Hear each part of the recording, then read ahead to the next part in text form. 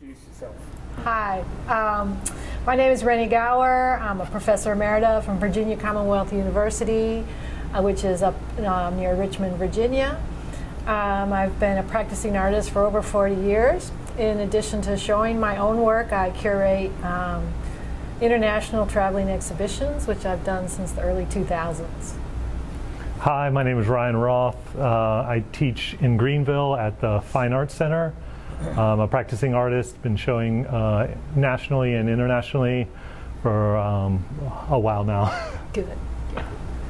Right. It was a very seamless process and quite enjoyable. We were given hundreds of works to select from a 5-state area, and we did the initial review remotely, individually, using a really cool scoring system.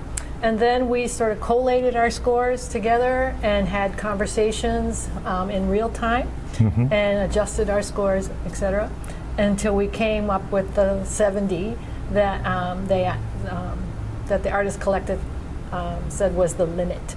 I think it was difficult narrowing it down more than I thought, because there was such good work, even at that the first level of Looking.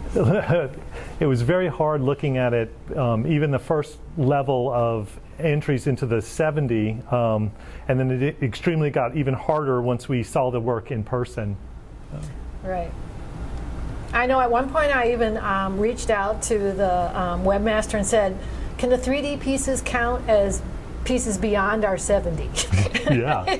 Do they have to count? Or if pieces were 2 pieces, could they be just 1? Exactly. So, I mean, it was very challenging because the quality of the work was really high and engaging and really fun to actually pick what we ended up with. And coming in today to see the work installed in such a beautiful way, we're like, oh my God, this is going to be so hard picking the awards. And we went around the bush a lot. It was very hard, and I think we toiled for, again, maybe 2 hours or more. We were definitely looking at everything, seeing, if the pieces had the artist's voice, the craftsmanship, the style, everything about each piece we kind of went over and talked about and debated. Well, come over and look at this one again. It was, yeah.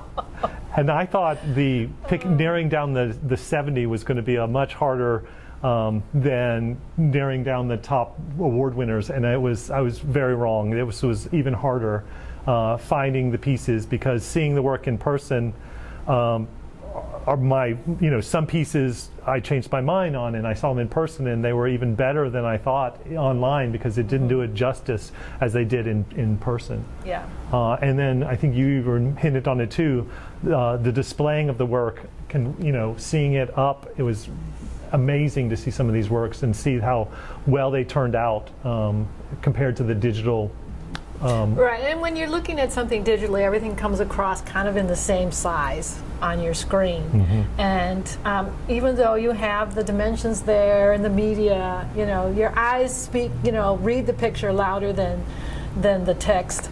And so we're coming in and go, this I thought was bigger, yes, or this I thought was smaller, or or look at the detail, because we couldn't zoom in as much as we wanted to to see everything that's going on in the images. So it was really good that we were able to pick the awards in person.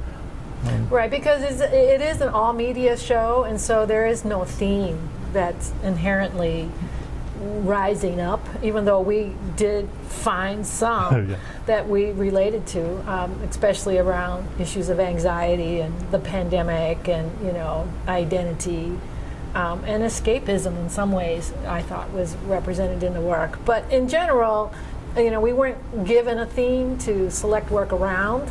Some shows, the title of the show, like the color red or something, kind of predetermines where you go. But we had total carte blanche, and we could pick anything that really resonated with us. I think, as we were looking at the work, we wanted to pick work from each of the areas, or we wanted to have each of the areas represented with the best works possible, or what we felt there were like the strongest pieces, both with craftsmanship and both with the artist's voice or the concepts behind the pieces on any level. Our sensibilities are quite different from each other, so really interesting that we were landing pretty consistently in the same places with the work that ultimately ended up in the exhibition.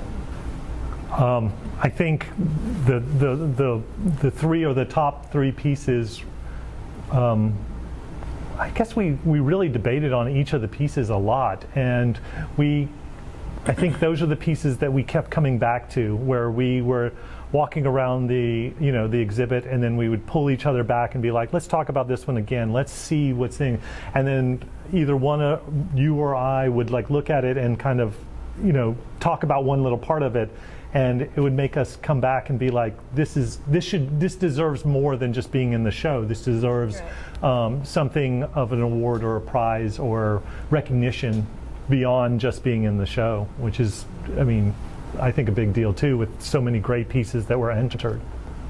It was really difficult, and I do think maybe one thing, and you might not agree with me on this, but that does resonate on the top three, maybe four pieces, is a certain kind of intensity that was conveyed through the work, through the hand of the artist being very obvious and invested in the work, and through, it wasn't just a one pass kind of graphic piece, but it was something that really was like layers of an onion. You kept peeling it back and finding more to the narrative, to how it was put together, to just the way the hand of the artist was moving through the work.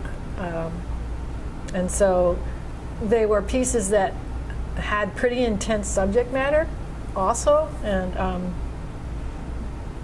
they just sort of resonated on a real sort of emotive level with me, I think. I agree. I think there was an intensity with the three top picks. I think were detail oriented. I think they moved you around the composition. It wasn't stagnant. It was you just kept finding new things and kept pushing you around the composition to be able to again find those new parts that you were talking about. They were very complex in terms of how they were put together and how they were made and what they were talking about, and just sort of the emotional content that was conveyed as well.